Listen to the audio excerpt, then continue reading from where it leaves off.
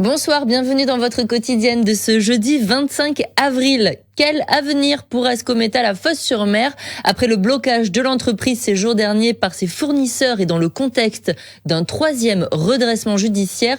Les salariés avec les syndicats ont déposé aujourd'hui un projet pour la continuation de l'activité visant à assurer le maintien des emplois et des productions. Les précisions de Rémi Reponti.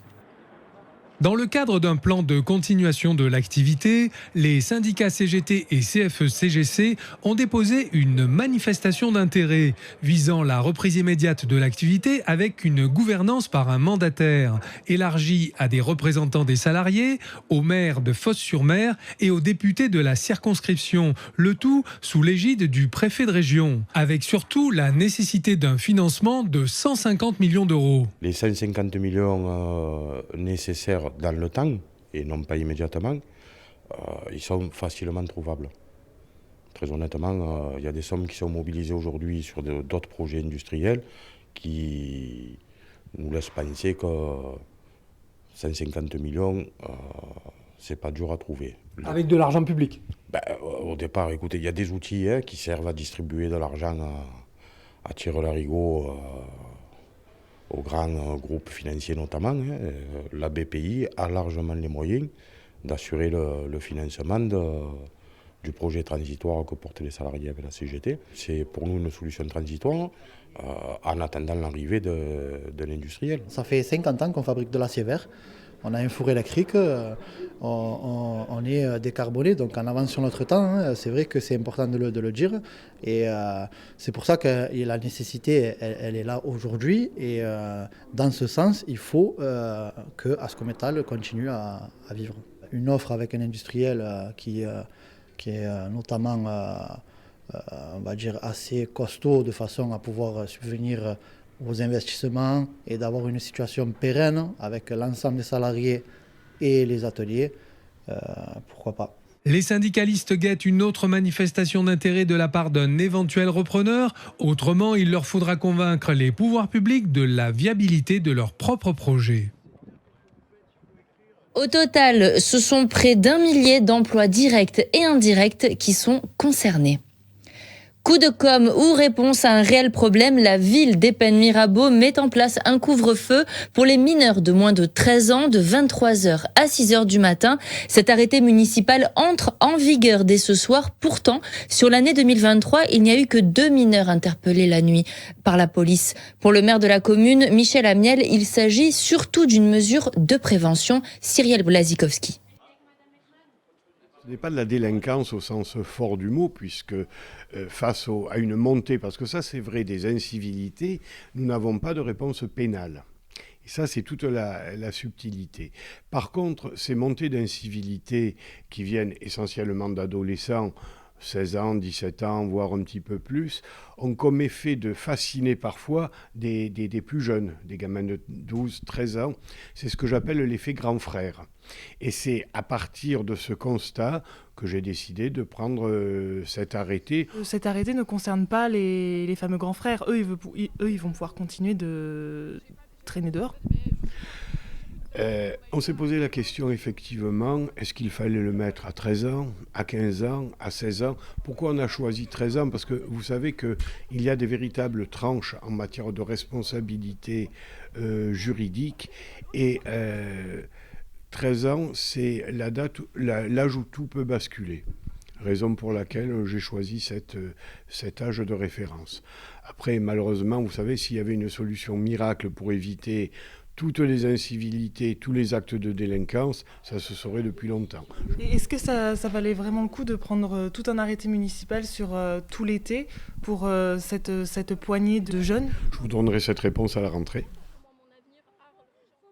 Cet arrêté entre en vigueur donc dès ce soir 23h. Il doit encore passer le contrôle de légalité du préfet.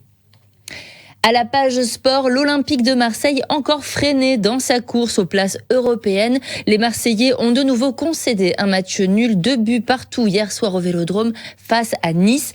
Karim Attab était en zone mixte. C'était un peu dur le match, mais aussi c'est dégoûtant parce qu'on avait l'occasion, les dernières occasions avec Ilia, avec Awa. Et parfois, tu as besoin de la chance. Et on n'a pas eu la chance dans cette situation. Mais après, il y a des choses positives. Et on a joué 10 contre 11. Et il y a toujours des choses positives.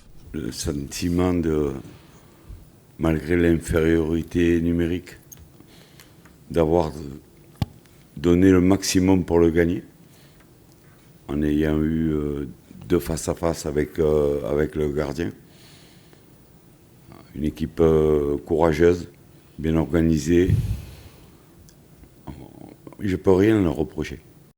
L'OM est 8e ce matin avec 41 points. Les chances de qualification pour la Coupe d'Europe l'an prochain commencent à se restreindre. Dimanche, le match face à Lens sera capital pour continuer à espérer.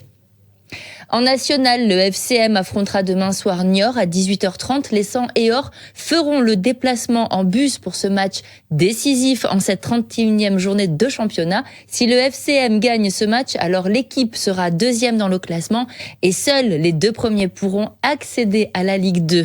Le coup d'envoi demain soir à 18h30 sera à suivre bien évidemment en direct sur notre site maritima.fr. Allez, du cinéma à présent avec la sortie du film Challengers, un triangle amoureux par le réalisateur Luca Guadagnino. Il avait réalisé, souvenez-vous, le thriller Call Me By Your Name avec Timothée Chalamet. On retrouve cet ADN du jeu toxique en amour avec Challengers. Cette fois, la rivalité amoureuse est entre 2 hommes et une femme, interprétée par Zendaya. On écoute les réactions à chaud des spectateurs à la sortie du pâté plan de campagne au micro de notre expert Jeff. Tu crois que le tennis est un moyen de t'épanouir, de t'exprimer. Mais tu sais pas ce que c'est le tennis. C'est quoi là? Moi j'ai trouvé qu'il était super, il y avait beaucoup d'émotions dans le film. Ouais. Et voilà, moi, j'ai bien aimé. Surtout comment était fait le film avec le système de flashback, etc. J'ai trouvé que c'était très bien fait. T'as été génial aujourd'hui. Elle aura une ligne de vêtements, une fondation. Elle fera la fortune de toute sa famille. Moi j'adore l'actrice Zendaya, donc voilà. Forcément. Oui, voilà. C'est vrai que le fait qu'il y avait pas mal de flashbacks sur les années, allers-retours. Ouais. Bon, il fallait suivre quand même, mais c'était bien. Tu vas faire quoi maintenant? Malheureusement, je sais rien faire d'autre que taper dans une balle. Je veux que tu sois ma coach. Je veux que tu sois ma coach. Ça vous arrive souvent de draguer la même fille? Allez, surprenant, je m'attendais pas à ça. J'ai bien aimé l'histoire, je m'attendais pas du tout à ce type d'histoire-là parce que j'ai rien voulu lire avant et tout ça, donc c'est assez surprenant, mais c'est un bon film, je trouve. Voilà, si vous aimez le tennis, si vous aimez Zendaya et si vous voulez voir Zendaya et le tennis réunis sur grand écran, eh bien allez voir Challengers. Allez, on part se rafraîchir en bord de mer au calanque de Sugiton. Le parc de Sugiton s'est refait une beauté, alors pour en profiter désormais, il va falloir respecter de nouvelles règles. La ville de Marseille a inauguré hier les travaux de restauration du secteur de Sugiton, des travaux qui permettent de préserver la faune et la flore. Reportage Baptistou Mosconi. Victime de la surfréquentation touristique, le site de Sugiton avait déjà fait l'objet de travaux en 2021. L'idée de ces nouveaux travaux reste la même, préserver la biodiversité de ce site emblématique tout en améliorant les conditions d'accueil des usagers. Christine Just, adjointe au maire de Marseille, en charge de l'environnement. C'est ce qu'on appelle la mise en défense, et de protéger, d'empêcher les usagers de venir piétiner, ce qui est en train de repousser. On l'a vu dans la Calanque, on voyait des petites pousses de pin qui étaient au fur et à mesure de l'été piétinées et arrachées. Donc l'idée c'est de protéger, de permettre à la nature de revenir sur le sol. Mais pour que les travaux aient un impact rapide et efficace, il va falloir adopter le bon comportement lors de vos prochaines sorties. Laurent Cheyer, le directeur adjoint du Parc national des Calanques, alerte les visiteurs.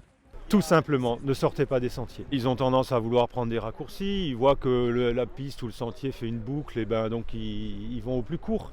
Et puis des fois, il y a aussi cette envie d'aller un peu à l'aventure, de ne pas être là où tout le monde va, etc. Ça, c'est valable et pas impactant quand il y a une personne ou deux par mois. Mais quand vous avez des milliers de personnes par jour, si tout le monde fait comme ça, ça va avoir un gros impact. Selon les chargés des espaces naturels municipaux, la vitesse de reconstitution du milieu sera différente selon les endroits. Pour le secteur de Sugiton, avoir une végétation bien reconstituée pourrait prendre entre 5 à 10 ans, à condition de respecter les règles de sécurité. Si ces images vous donnent envie d'aller donc visiter les calanques de Sugiton, rendez-vous sur le site du Parc national des Calanques. Il faut réserver votre place en amont. Hier soir se déroulait la cérémonie du 109e anniversaire du génocide des Arméniens à Martigues. On le voit sur ces images d'Hervé Rico au jardin lapidaire. La cérémonie organisée par le collectif franco-arménien de Martigues a été clôturée par une minute de silence. Et c'est la fin de ce journal. Merci de l'avoir suivi. Restez avec nous tout de suite. La météo. Excellente soirée et à demain.